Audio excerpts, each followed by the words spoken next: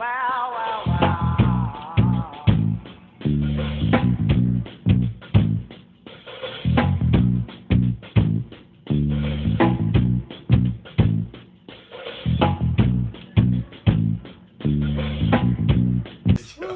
If I can get there, I think I'm gonna choose there. You know, because he just now opened it up. Try to find out what the production is. You know what they start. I know he doing a bunch of his own movies. Yeah. I don't know if he gonna do some major movies, just his own. You know what I'm saying? Like he got his own shows. He got. Yeah. He got BMF. Yeah, and the Power, and Yeah, I a know couple he's doing shows. the Power. Yeah, I don't know. Maybe because I seen him acting in some good movies, so maybe he might branch off and do some movies. Okay. Yeah. Yes. Yeah. Well, man, I gotta ask you this, man. I'm sorry. We may have to edit this, cut this one out because y'all gonna think I'm selfish or something. But I got to ask you, man.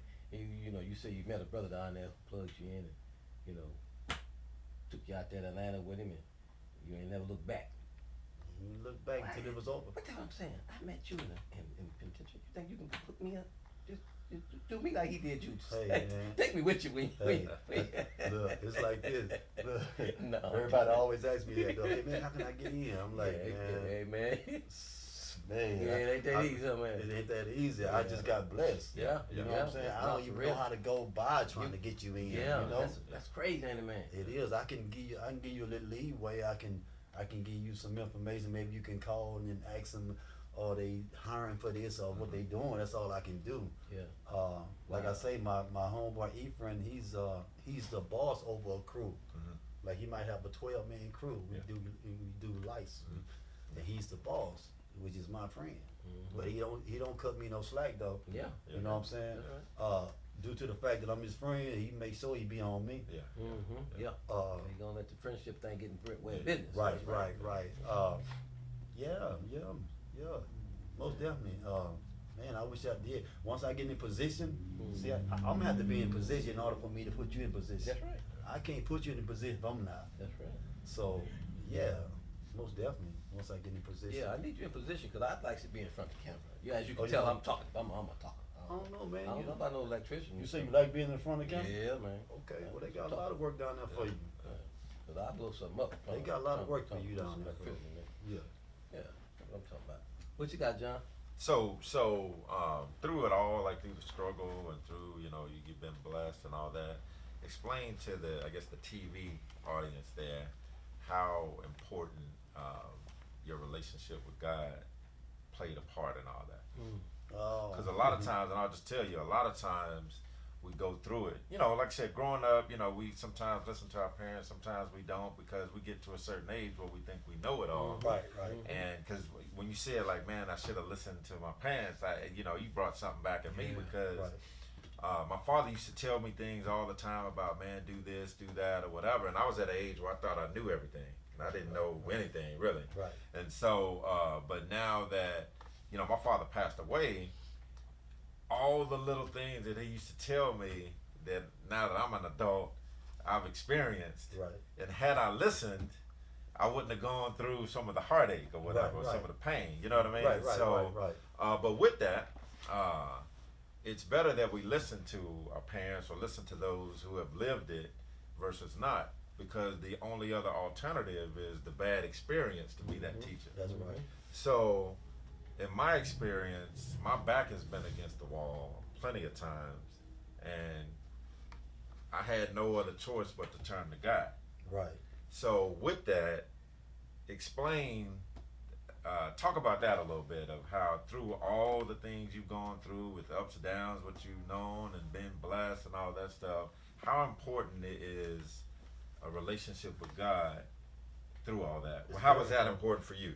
At the time, it wasn't important to me at all. I ran from God for years. Yeah. I mean, like 10, 11 years. Yeah.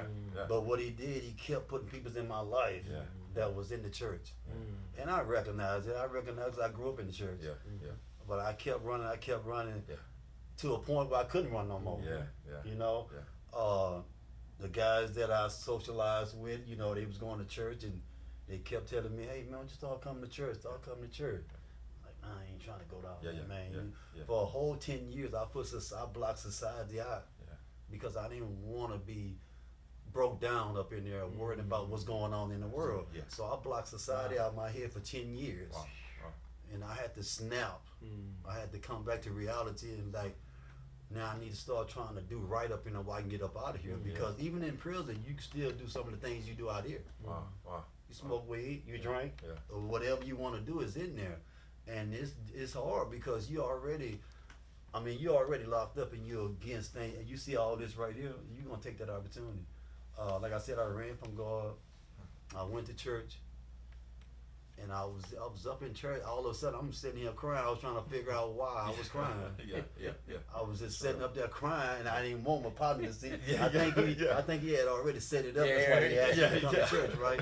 He been praying for me. I know. Yeah. And I was trying to hold my head play it down. off, But the Spirit hit me. Yeah. The Spirit hit me, and that's why I don't understand why people don't believe in God. It's only one Spirit. That Spirit gonna hit you. And I know I wasn't just sitting there just crying for nothing.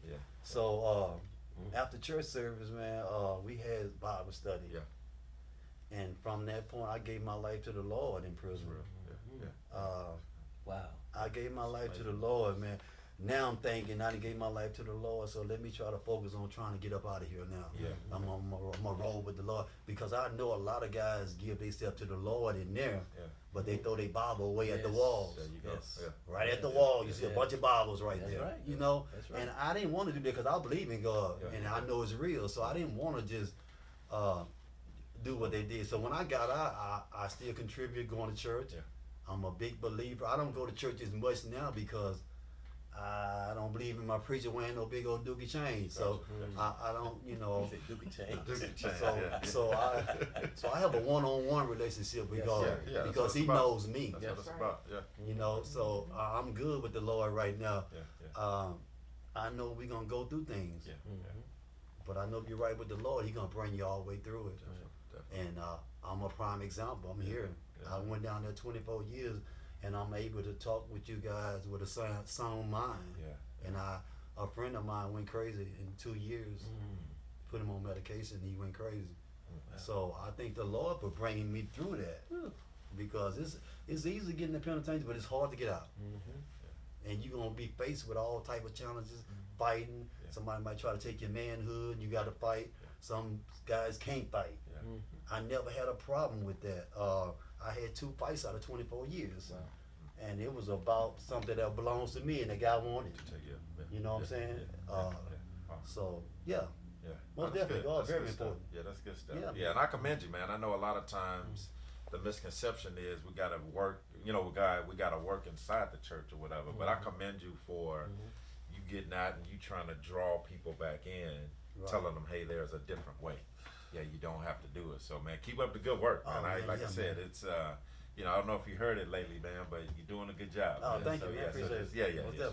So definitely keep up the good work, man. Keep telling your story. Keep pulling the youth back in, because again, I think our job, just like our parents' job and those who lived before us, is to help the next generation.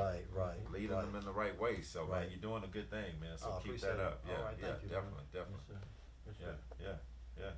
So I think that do we have any questions from our audience? I mean, I don't know what time. If it was the time, this time is going by pretty fast here. If anybody in the audience want to ask any questions or anything, I mean, we got a mic set up over here for you. You can get that. Just go ahead and state your name and fire away. My name is Vicki Downey, and my question for you, Chill, is, so you said that you started getting in trouble when you were 12, 13, 14 years old, and ended up, going to jail, prison. What was that like for your family, especially for your mother? What was it like for the family? Well, I'm pretty sure it was difficult on them, but my parents, I had the type of parents that wasn't used to saying, I love you. I had those type of parents. I mean, your mom loved you, but you never heard her say it. So I knew she was disappointed and hurt by it, but she never shared that with me. Matter of fact, she passed while I was in prison. So I never got to go to the funeral. But as far as my brothers and sisters, they was highly disappointed and upset about it. most definitely broke down. My mom passed in '97. I was just not getting started in there, you know. They didn't tell me she had passed until after a week they didn't bury her. They had to lock me up. They locked me up to keep me from going off. Wow. So yeah, they was very hurt about it. So with that, along with that same, along the lines of the same question, now that you got out, do you still have a good relationship with your brothers and sisters, siblings, or whatever, or the family, or is it? To be honest with you, man, it's I have a sister that me and her we kind of bond. Yeah. But growing up, we didn't have a close knit family. Gotcha. You know, my brothers and sisters when they went to go stay with their auntie, or when they stay with their uncle. Yeah. When we see each other again, we grown. So it's not a close knit family. Gotcha. It's never close when you wasn't raised up together. Gotcha. Me and my baby brother grew up together, so we was more like close knit. Yeah. But I still talk to my sister, a couple of them. Gotcha. My oldest brother, I haven't talked to him since 2015. But that's his decision because I didn't reached out. Definitely. You know, I'm not gonna force you to interact with your blood. Absolutely. So did you find? And I know this is a question that comes up a lot in Hollywood. When they see your credits rolling in them big time production movies, they'd be like, "Hey, that's my brother. I know him." You know, they try to come around. What's going on? Like, It's what's happening? I mean, I don't even know if they see my name in the credit. Oh, okay. No, But, but you know what I mean. You know, they find out you're working on Black Panther, Spider-Man, a lot of and all people's that. You know. a lot of people was excited when they found out that That's I was good. working on the set of Black Panther. They couldn't believe it. They was like, "What did you see? What did you see?" Yeah. I've seen everything that you see. Yeah. You know what I'm saying on TV. I just seen it live. Yeah. But really, man, it's really a good opportunity. I enjoyed it. Good. Yeah, I'm looking forward to doing some more. Good. Definitely. I think we got another question in the audience here. So state your name, sir, and fire away. My name's Shagun Additional. Glad to have you on, brother. My question is, where did you grow up? What was your neighborhood like? And what high school you went to? I grew up here in Houston. I think I went to Madison for a little bit until I got beside myself. Yeah. Until I felt like I was grown. You know what I'm saying? Yeah, right here in Houston, man. Grew up right here. So you went to Madison? Yeah, I went to Madison. Yeah, I went to Madison. I graduated from Madison. Yeah. Madison. I went to Worthing, Ebony, baby. Yeah. But so what years? Around what time did you? 79. 79. I'm old school. I ain't young. I just Okay, like this. and so what was? Were you in Hiram Clark or Clark, yeah. Hiram Clark? What was Hiram Clark like? 'Cause you know, I'll be 40 next year, so Right. I came up in the 90s and late 80s in the 90s. So I know Hiram Clark had a reputation when I was growing up. So what was Hiram Clark like for you in your day? I tell you what, now it's slow motion. I know that. I went through that. But back then, I don't know. I guess I mean everything is bad now. Yeah. So it's hard for me to compare it to what it used to be because I know that it wasn't like it is now. Right. You know what I'm saying? Right. Everything around Houston now is out of control. But when I was in Harlem Clark, we used to walk to work or walk to school. Yeah. So it was pretty cool. Yeah. Right there on West Fieldway, we used to walk. So I mean, it was still things going on like it is now. Yeah. It's just worse now. Yeah. Just And worse now. I grew up in Harlem Clark. Yeah. My mom still lives in Harlem Clark. Oh, really? Yeah. I stay So right down the street. we used to walk to school, everything. walk to school, Yeah. yeah. So So most definitely. But it had, like I said, things do sometimes progressively get worse or whatever with neighborhoods and things like that. But for the most part, that was it's still okay right now where my mom lives at. She lives out in by West Peakway. West Fieldway. In that little area over there, but Right. but it's okay. But I have seen some parts of it go down. Really? Like I don't know if you remember Glen Iris, that little, and then yeah. Almeida and all Yeah, that. Almeida, Some yeah. of the areas they building up Right, over it there, just but changed a lot too, yeah. yeah. So, but it's all right. Yeah. A lot of blacks have moved out of there. Yeah, they you know have. what I'm saying? Yeah. So, but yeah, that was a good question. We have any other questions from the audience? Anybody else want to ask anything? Let me right quick before Yeah, you go. go ahead. I want to add to Vicky's question. For me, the way my family was affected because I got 5 sisters, no brothers, so I was always the center of the family. I mean, they clicked on me and beat me up until I started growing up. But that, when I started getting, a little muscle and thing, I was a big brother, even though I was like the middle child. You know what I mean? I was the only brother in the family. So my family took it hard. And then I was down here in Texas, and all my family was in California. So they had to get a plane, rent a car, rent a room in a strange state where they didn't know, drive on them country roads and stuff to come see me for 2, 4, 5 hours. And then head back to their families and stuff, you know? And I didn't realize until I got out how unfair that was to them. You know, but because they loved me, that's what they did. And I remember my dad died while I was in prison. I think my dad died in 2008. And it just really did something to me, man. But my mom came down one year with my sister, and she was in the visitation room. She was telling me, she was saying, man, you know, she said, if I could fly a helicopter over that brickyard out there and drop a ladder down like they do in the movies and get you up out of here, she said, I would. She said, because, you know, I go out every day and I smile, I go shopping, I go to church, and I have a good time. She said, but at the end of the night, when I'm in that room by myself, nobody see the tears that I shed on my pillow. And it broke me down, man. And I was like 42, 43. I cried. And right in the visitation room, B01. And I apologized. I said, Mom, you know what? All that little stuff you used to tell me when I was a kid, coming up, and I wouldn't listen, you was right. I'm feeling it right now. You was right. She was like, baby, you just, if you ever get up out of here, if they ever mess up and let you out of here, you got to promise me, this is it. I can't do this no more. And I gave my word, man. That was 10 years ago. But I'm saying, and ain't no guarantee your mother's gonna be able to go do that while you out here slipping and tripping, cripping and all that old jive. Ain't no guarantee, man. You know, I was fortunate. I know I was blessed, man. You know, may not be your blessing. You know, man. So I mean, while you got time to get this thing right, man, y'all gotta take advantage of this opportunity, man. Like I said, me and him just 2 out of thousands of people caught up in the prison system. And you lose so much. And you lose so much. We can't get them years back. Yeah. Can't get them back. Yeah, I lost 4 members of my family. I should be cool. You know what I'm saying? Just by even with your mom alone, you know, that's it's hard. I lost a brother, 2 brothers and a sister.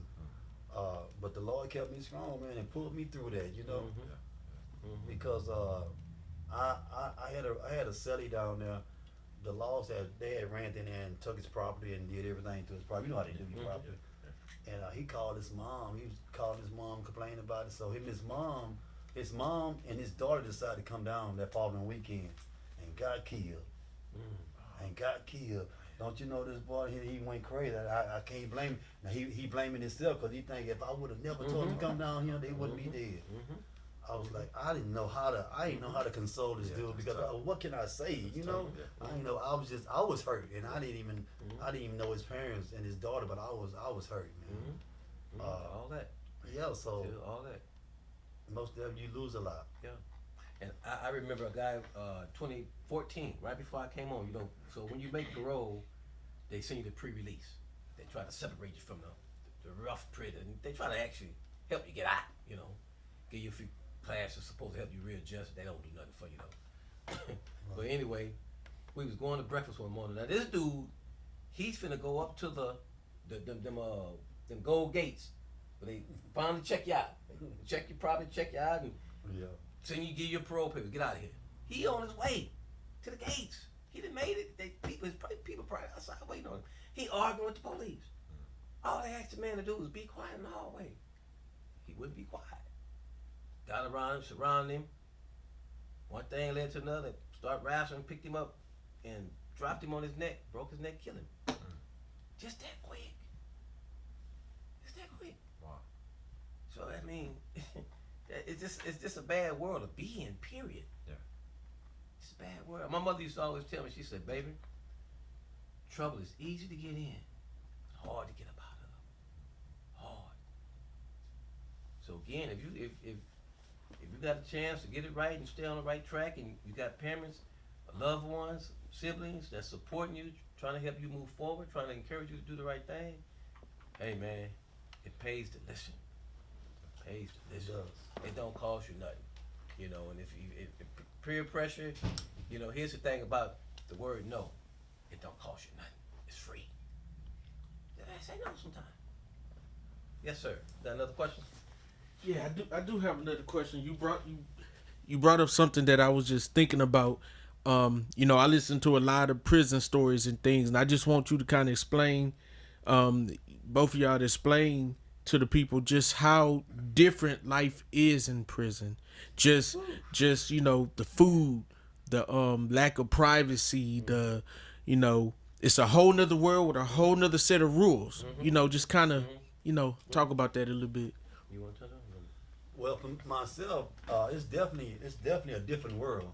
And Most different. you got to get in there and it become your world. Yes. You know what I'm saying? So, How do you do that? you adjust? You adjust. Yeah. Like I said, I went 10 years before I snapped. Like I already knew how much time I had to do. I know what I was looking at, so I blocked it out of my mind, and I did everything in prison that I did out here. Far as the food, I kind of had my way because I was working in the kitchen, so I kind of made my way. You know what I'm saying? Once you get in, you get in where you fit in. Yeah, yeah. But it's really rough on a lot of people that is not able to maneuver. You know what I'm saying? Yeah. The food is horrible. Oh man, the shower area is horrible. 200 men Infected, may be showering with. Oh, it's bad. It's bad. It's bad. You got to be mentally strong to deal with that. A lot of, I know a guy. I won't call his name. He's a distant relative. He went down there a couple years after I went down there. Made the wrong decision again. He had 30 years. Robert case, made the wrong decision and peer pressure in prison. Couldn't adjust, so he joined the gang in prison. And they clicked him in, jumped on him, beat him up, everything, made him part of the gang.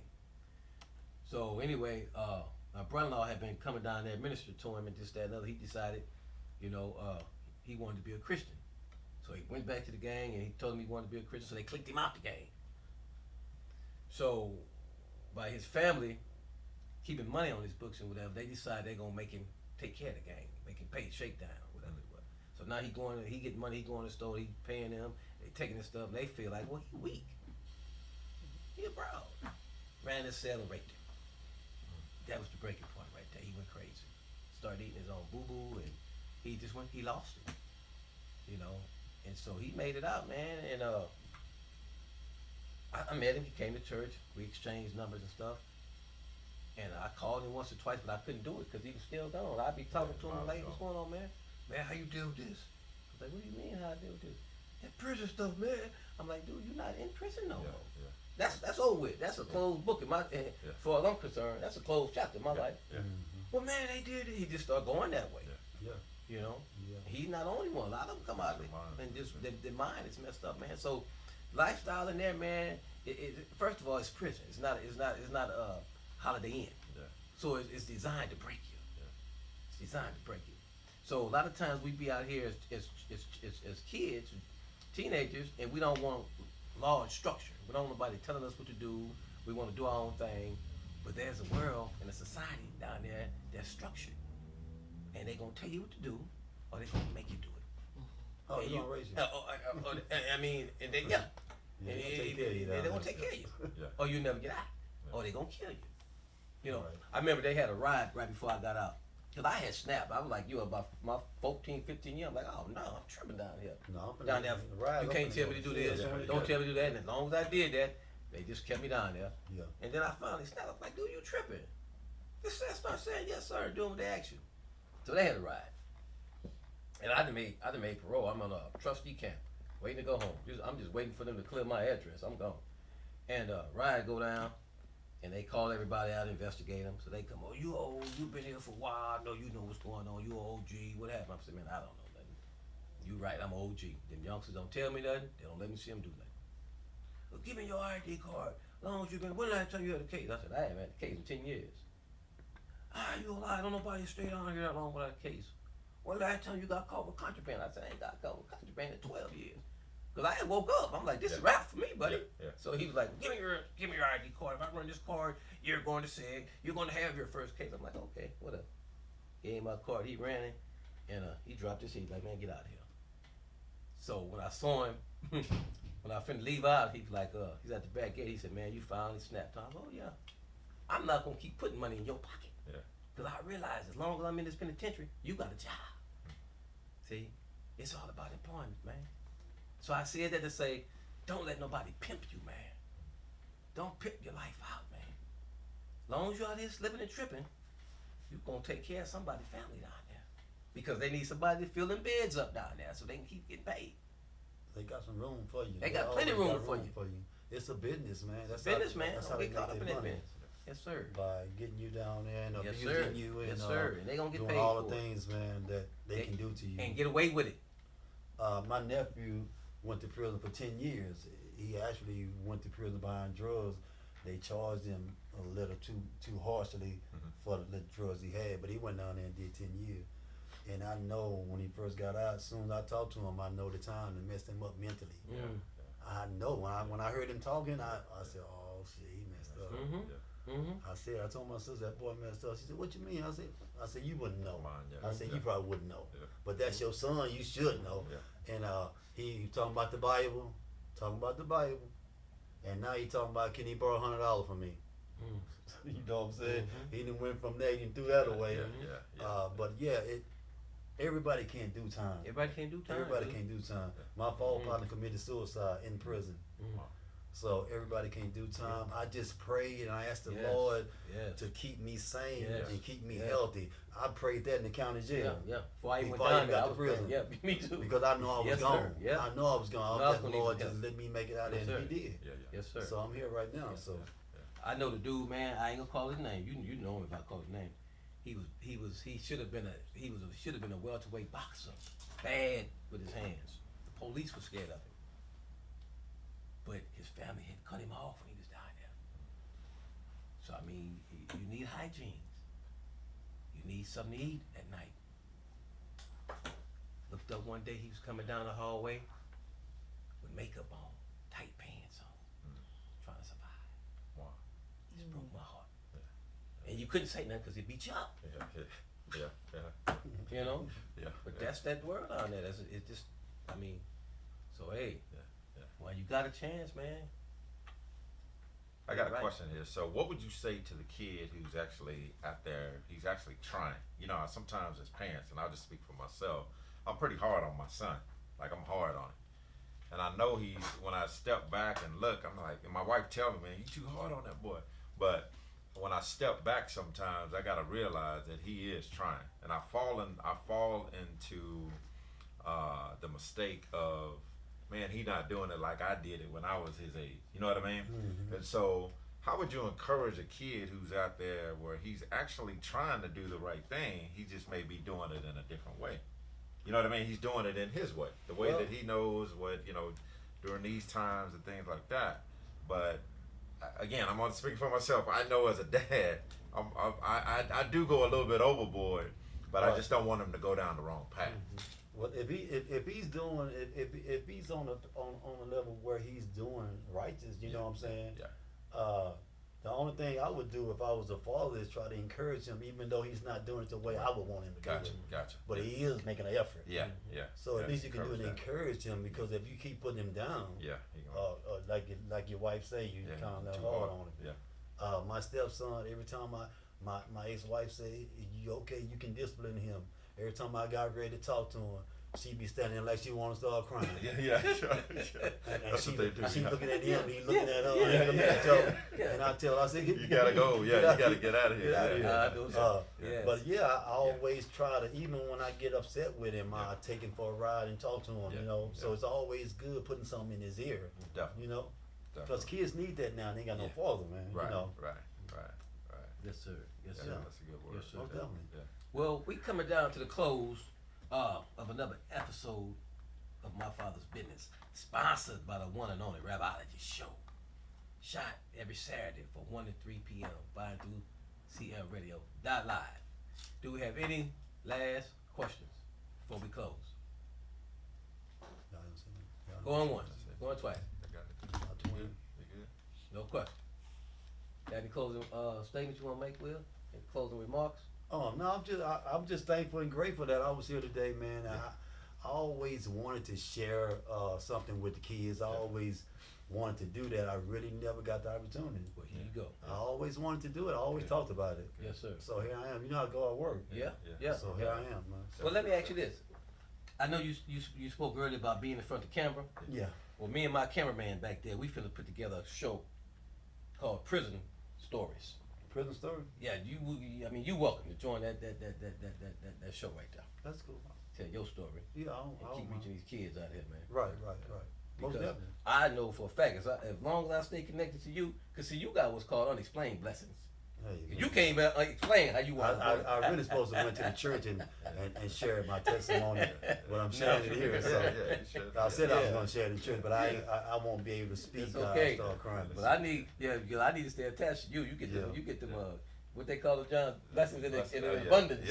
I got some blessings coming now. Yeah, I already I know. just don't know what they are, but I know they're on their way. We need you here. When you get them, we need you with us. I know they're on their way. See, it's all about patience. Yeah. You know, sometimes you feel like, man, it's taking a long time, but it's always on time. Whenever Always you get it. on time, You man. know, whenever you get it. Like this right here. I've been waiting on this. Here you go. Here you go. Yes, I sir. can't complain about it. Yeah. What about you, John? Any closing remarks? No, I just wanted to ask, what are you working on now? I know you said you did the Black Right Panther. now, You're doing right you now, got some Spider-Man. right now, I'm debating about getting back in the movie industry. And I was saying earlier about the 4-hour drive and the 12-hour Oh, yeah, drive. yeah, So yeah, I'm yeah. trying to shoot for Shreveport.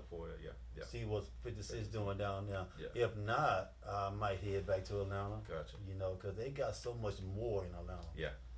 You know, movies like this, movies everywhere in Atlanta. Yeah. So, yeah. guaranteed job, man.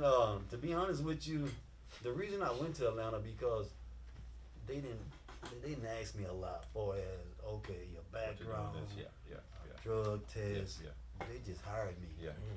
So that'll make anybody pack up their stuff Yeah. Oh, yeah. for $31 an hour. Yeah. Oh, yeah. That'll Yeah. make anybody pack up. Definitely. So It's another blessing too. That's what I'm talking about. Yeah. Unexplained I blessings. could never find no job like this in Houston. I could not at never all. find no job like this in Houston. So Yeah. the opportunity presents itself again. I'm headed out. Absolutely. Yeah. Maximize Yeah.